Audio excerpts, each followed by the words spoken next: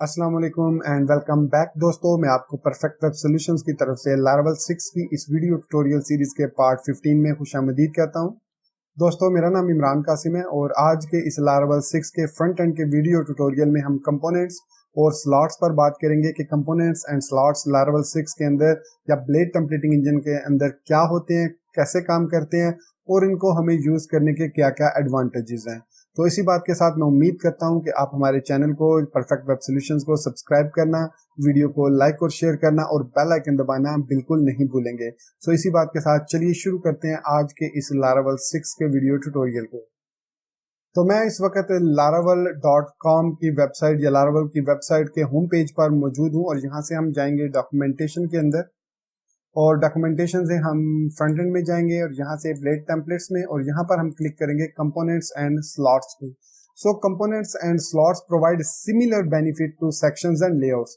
तो जिस तरीके से हमने लास्ट वीडियो ट्यूटोरियल में लेआउट्स क्रिएट करना, फिर लेआउट्स को एक्सटेंड करना और उसके अंदर सेक्शंस को क्रिएट करके यील्ड करके उनको क्रिएट करना सीखा था, एंड आज की इस वीडियो ट्यूटोरियल में हम उसी तरीके से वही कॉन्सेप्ट है ऑलमोस्ट, लेकिन somehow it's a different thing, क्योंकि इसमें हम जो है वो कंपोनेंट्स को लोड करते हैं from a particular file to a particular file.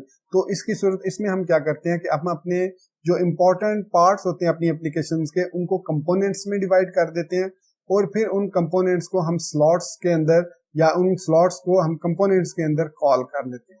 अब स्लॉट्स क्रिएट करने के लिए या कंपोनेंट्स, सबसे पहले कंपोनेंट्स क्रिएट करने के लिए हमें अलग से एक फोल्डर क्रिएट कर सकते हैं और उसके अंदर अपने तमाम कंपोनेंट्स को ऐड कर सकते हैं। अब यहाँ पर जो एग्जांपल है जो लारावेल की डॉक्यूमेंटेशन में है वो ये है कि सम टाइम आपको कुछ एरर मैसेजेस डिस्प्ले करवाना होते हैं, तो बजाय इसके कि आप हर फाइल के अंदर एक अलग से एरर मैसेज क्रिएट करें, आप एक लेआउट के अंदर, जो मैंने आपको बताया था लास्ट वीडियो ट्यूटोरियल में, जो मेन लेआउट है जो यहाँ पर मैं आपको दिखा देता हूँ, रिसोर्सेज के अंदर सबलिम टेक्स्ट 3 में हमारा जो लेआउट था उसके अंदर यहाँ पर हमने सेशन से एक वैल्यू मैसेज को गेट किया और फिर उस सेशन की वैल्यू को यहाँ पर शो कर दिया था। So that is pretty fine, लेकिन इसको फर्दर हम रेक्टिफाई करते हैं यूजिंग कंपोनेंट्स एंड स्लॉट्स और उसके बाद उन कंपोनेंट्स और स्लॉट्स को हम प्रॉपरली यूज कर सकते हैं अपने प्रोजेक्ट्स के अंदर। सो कैसे कंपोनेंट्स को क्रिएट करते हैं, उसके लिए हम व्यूज के फोल्डर के अंदर एक नया फोल्डर क्रिएट कर लेते हैं कंपोनेंट्स के नाम से।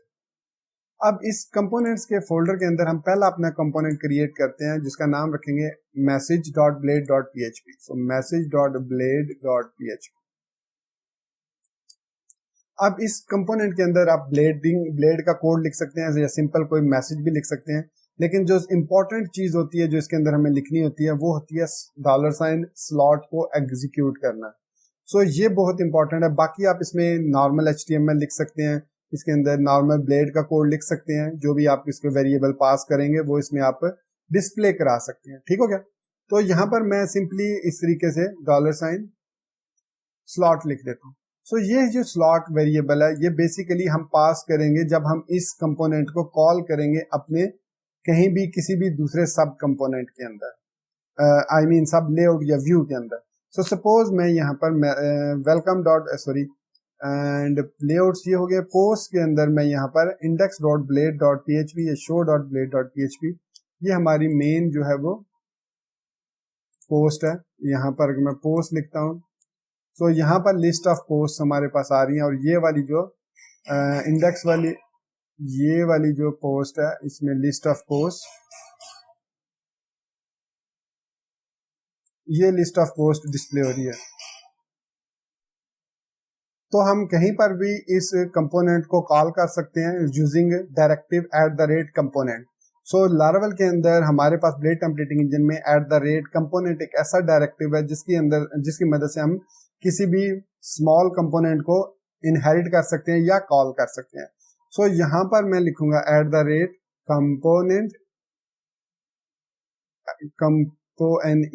component और यहाँ पर हम उस कंपोनेंट का नाम देंगे और फिर उसको एंड कंपोनेंट करेंगे। अब यहाँ पर मैं उसको नाम दे रहा हूं कंपोनेंट्स डॉट मैसेज। सो क्योंकि हमने कंपोनेंट्स का फोल्डर क्रिएट किया था उसके अंदर मैसेज की .blade.php फाइल क्रिएट की थी, तो ये इसलिए मैंने इसको कंपोनेंट डॉट मैसेज दिया। अब ये तो हो गया कंपोनेंट को कॉल कर लिया हमने। अब इसके अंदर जो हमने स्लॉट मैसेज यूज किया, ये जो स्लॉट वेरिएबल $ स्लॉट हमने यूज किया, इसको कैसे डिस्प्ले कराना है? तो उसको डिस्प्ले कराने के लिए हम इस कंपोनेंट के दरमियान, जो एंड कंपोनेंट और कंपोनेंट के दरमियान कोई भी मैसेज जो लिखेंगे वो एज अ स्लॉट वहां पर डिस्प्ले हो जाएगा। So this is a slot message.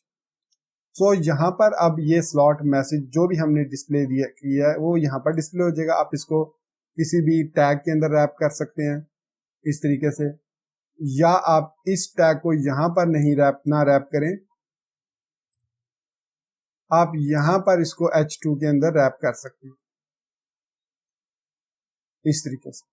सो अब अगर मैं वापस अपने इस प्रोजेक्ट में आता हूं, इस पोस्ट को रीलोड करता हूं, सो यहां पर आप देखिए this is a slot message लिखा हुआ हमें नजर आ गया।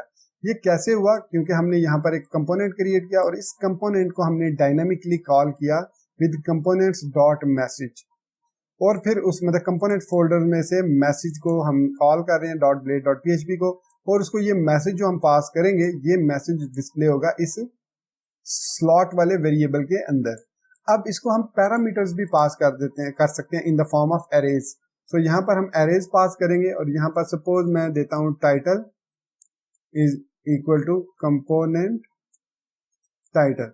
अब ये मैंने कंपोनेंट टाइटल दे दिया। अब मैं इसको रीलोड करता हूं तो देखिए कंपोनेंट टाइटल यहाँ पर नजर नहीं आ रहा। सो इस कंपोनेंट टाइटल को डिस्प्ले करवाने के लिए हम यहाँ पर क्या करते हैं, एक डिव लगा देते हैं। इस डिव के अंदर यहाँ पर अब मैं टाइटल को कॉल कर लूंगा यहाँ पर, और P में मैं यहाँ पर कॉल कर लूंगा स्लॉट को। सो ये जो टाइटल वेरिएबल हमने यहाँ पर पास किया है एज एन आर्ग्यूमेंट इस कंपोनेंट्स डॉट मैसेज को, तो ये पास होके चला जाएगा इस टाइटल के पास। ठीक हो गया।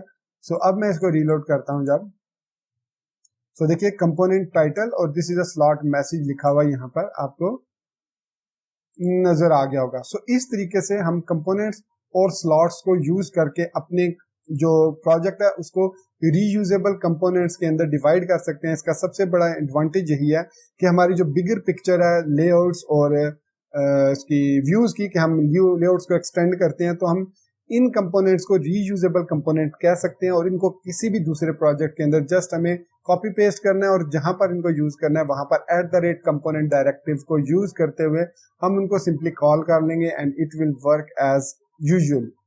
सो ये था हमारे पास कंपोनेंट्स और slots in Laravel 6। So components and slots के बाद जो नेक्स्ट हमारे पास है वो है डिस्प्लेइंग डाटा। डिस्प्लेइंग डाटा का मतलब है कि जो कंट्रोलर से हमारे पास डाटा आता है हमारे व्यूज के अंदर, टेम्पलेट्स के अंदर, उनको किस तरीके से हम शो कर सकते हैं स्क्रीन पर। तो हमने लास्ट वीडियो ट्यूटोरियल्स में जब स्टार्ट किया था ब्लेड टेम्पलेटिंग इंजन को, तो हमने देखा था कि ये जो कर्ली ब्रैकेट्स हैं, जो 2 कर्ली ब्रैकेट इस तरफ और 2 कर्ली ब्रैकेट इस तरफ है, उसके अंदर हम कोई भी वेरिएबल, कोई भी एरे की कोई भी एरे की वैल्यू, इंडेक्स वगैरह पास करके उसको एज इट इज स्क्रीन पर डिस्प्ले कर सकते हैं या रेंडर कर सकते हैं।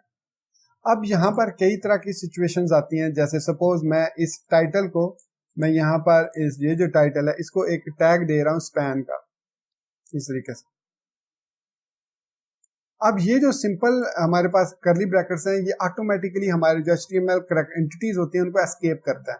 सो यहाँ पर अगर मैं इसको रीलोड करता हूँ, सो यहाँ पर आपने देखा कि उसने स्पैन को उसी तरीके से साथ डिस्प्ले कर दिया, which is not what we want, जो हम नहीं चाहते कि हो। तो इसके लिए हमें जो लारावेल है डिस्प्ले करने के लिए एस्केप कैरेक्टर्स प्रोवाइड करता है। सो एस्केप कैरेक्टर्स जो होते हैं वो हमारे पास होते हैं pipe sign. So double pipe sign को जब हम यूज करते हैं सिंगल कर्ली ब्रैकेट के साथ तो वो उनको एस्केप नहीं करता। सो पहले हमें एक सिंगल कर्ली ब्रैकेट रिमूव करनी होगी, उसकी जगह डबल एक्सक्लेमेशन साइन और उसके बाद डबल एक्सक्लेमेशन साइन यहाँ पर भी लगाना होगा। अब मैं अगर इसको सेव करता हूं और पेज को रीलोड करता हूं, सो देखिए हमारा जो वो स्पैन है अब हाइड हो चुका है, लेकिन वो इसके साथ अटैच्ड है। मैं आपको दिखा देता हूं, ये देखिए यहाँ पर स्पैन टैग जो है यहाँ पर ऑलरेडी एडिड है, लेकिन वो यहाँ पर अब व्यू नहीं हो रहा क्योंकि एस्केप हो रहा था पहले जब हम डबल कर्ली ब्रैकेट यूज कर रहे थे। सो ये हमारा यूजफुल होता है उस वक्त जब हमने कोई HTML एलिमेंट्स शो करने हो स्क्रीन पर जो कि डेटाबेस से आ रहे हो, या अगर आप TinyMC यूज कर रहे हैं या CK एडिटर यूज कर रहे हैं, सो उसकी वैल्यूज को आप अगर नॉर्मली डबल कर्ली ब्रैकेट से यूज करेंगे तो वो एस्केप हो जाएंगी। अगर आप इस तरीके से उनको डिस्प्ले करेंगे तो वो डिस्प्ले हो जाएंगी। अब समटाइम जब हम डाटा को डिस्प्ले कराते हैं तो समटाइम ऐसी सिचुएशन आ जाती है कि उस डाटा में वो सर्टेन वेरिएबल अवेलेबल नहीं होता जो हम पास कर रहे होते हैं। तो ऐसी सूरत में हमारे पास एक सिंटैक्स एरर आता है। सो सपोज कीजिए मैंने इसको ये टाइटल पास नहीं किया, यहाँ से मैंने इसको खत्म कर दिया, लेकिन यहाँ पर टाइटल मौजूद है। सो अब मैं अगर इसको रीलोड करता हूँ सो यहाँ पर एक में एरर मिला, अनडिफाइंड वेरिएबल टाइटल। डेफिनेटली हमने जब टाइटल को पास ही नहीं किया तो हम उसको डिस्प्ले कैसे करा सकते हैं। ये हमारे एक सब्सक्राइबर ने भी क्वेश्चन किया था कि उसमें हमें ये प्रॉब्लम आ रही है कि वो अनडिफाइंड वेरिएबल का मैसेज दे रहा है। तो ये उस सूरत में आता है जब आप अपने कंट्रोलर से उसको प्रॉपरली वेरिएबल्स पास ना कर रहे हो। अब ऐसी सिचुएशन में हमें क्या करना चाहिए? ऐसी सिचुएशन में लारावेल हमें ये प्रोवाइड करता है, स्पेशली PHP 7 के बाद हमें एक वेरिएबल मिलता है, एक कीवर्ड या की कह ले, डबल क्वेश्चन मार्क के बाद हम यहाँ पर कोई भी अननोन वगैरह मैसेज या खाली एम्प्टी स्ट्रिंग दे दें तो अब क्या होगा कि अब वो मैसेज टाइटल डिस्प्ले भी नहीं होगा। अगर वो अवेलेबल नहीं है तो उसकी जगह पर एम्प्टी स्ट्रिंग शो हो जाएगा। सो अब मैं इसको रीलोड करता हूँ तो हमारा एरर खत्म हो गया। और अब अगर हमने टाइटल पास नहीं किया हुआ तो वो डिस्प्ले नहीं होगा, या फिर हम यहाँ पर कोई भी अगर वैल्यू पास कर दें, अननोन मैंने कह दिया, तो वो अननोन यहाँ पर डिस्प्ले हो जाएगा। सो इस तरीके से हम एरर्स को हैंडल कर सकते हैं जब हम डाटा को डिस्प्ले करना चाह रहे हैं, चाहे वो एस्केप्ड डाटा है चाहे वो अनएस्केप्ड डाटा है। सो ये है हमारे पास ये डबल क्वेश्चन मार्क का सीन जो कि PHP 7 से ऑनवर्ड अवेलेबल है। PHP से 7 से पहले हम अगर ऐसी सिचुएशन हो तो उसके लिए हम क्वेश्चन मार्क यूज करते थे। क्वेश्चन मार्क के बाद हम यहाँ पर लिखते थे टाइटल कॉलन अननोन। सो अगर ये टाइटल एम्प्टी अवेलेबल है, इस सेट हम लिखते थे, is set title question mark title otherwise unknown. तो ये जो स्टोरी है ये भी परफेक्टली फाइन है इन PHP 7। लेकिन जो PHP 7 का तरीका है वो ये है कि आप लिखें टाइटल डबल क्वेश्चन मार्क और आगे आप जो भी उसकी डिफॉल्ट वैल्यू देना चाह रहे हैं वो आप दे सकते हैं। सो ये है हमारे पास, इस तरीके से हम इसको यूज कर सकते हैं, एस्केप्ड को, अनएस्केप्ड को, और उसके अलावा हम डिटेक्ट कर सकते हैं, प्रिवेंट कर सकते हैं अगर हमने उसको वैल्यू पास नहीं की। अगर मैं यहाँ पर ये वैल्यू वापस पास कर देता हूँ तो यहाँ पर अब वो वैल्यू डिस्प्ले हो जाएगी। सो इसके अलावा हमारे पास एक और भी बहुत बड़ा इशू आता है जब हम कोई जावास्क्रिप्ट फ्रेमवर्क यूज करें जैसे Vue.js। तो Vue.js के अंदर भी हमें एको करने के लिए डबल कर्ली ब्रैकेट्स को यूज करना पड़ता है। सो इस सिचुएशन में हम क्या करते हैं कि जो लारावेल का ब्लेड है वो कंफ्यूज हो जाता है, वो उन वेरिएबल्स को भी एज अ वेरिएबल PHP के वेरिएबल्स लेता है और उनको कंपाइल करके PHP में कन्वर्ट करने की कोशिश करता है। यहाँ पर वो उसको एरर मिल जाता है। क्यों? क्योंकि वो जो वेरिएबल्स हैं वो कंट्रोलर से नहीं आ रहे होते बल्कि वो Vue.js से हम ले रहे होते हैं। तो ऐसी सूरत में ब्लेड टेम्पलेटिंग इंजन हमें कहता है कि ऐसे वेरिएबल्स जो कि किसी जावास्क्रिप्ट फ्रेमवर्क से आ रहे हो और आप उनको एको करना चाह रहे हो उस पर्टिकुलर जावास्क्रिप्ट फ्रेमवर्क के साथ, जैसे Vue.js है, तो इस सूरत में आप उसके साथ @ सिंबल यूज कर दो। बाहर से मुराद है यहाँ पर। सो अगर मैं सपोज यहाँ पर layout.blade.php में आता हूँ, post.blade, तो यहाँ पर मैं अगर कोई वेरिएबल डिस्प्ले करवा रहा हूँ तो उस वेरिएबल के साथ अगर मैं @ सिंबल लगा देता हूँ, जैसे मैं यहाँ पर लिख देता हूँ टाइटल। सो ये जो टाइटल है अब ये हमारा उस Vue.js से आ रहा है। सो @ सिंबल क्या करेगा, इस टाइटल को स्किप कर देगा, इसको रेंडर नहीं करेगा और जो हमारा जावास्क्रिप्ट फ्रेमवर्क है वो इसको रीड करके इसको रेंडर करेगा। सो जो अगर हमारे पास अब जैसे इस सिचुएशन में अभी Vue.js एडिट नहीं है, सो अगर मैं इस कोड को एग्जीक्यूट करता हूँ सो हमें यहाँ पर टाइटल एज इट इज नजर आ रहा है।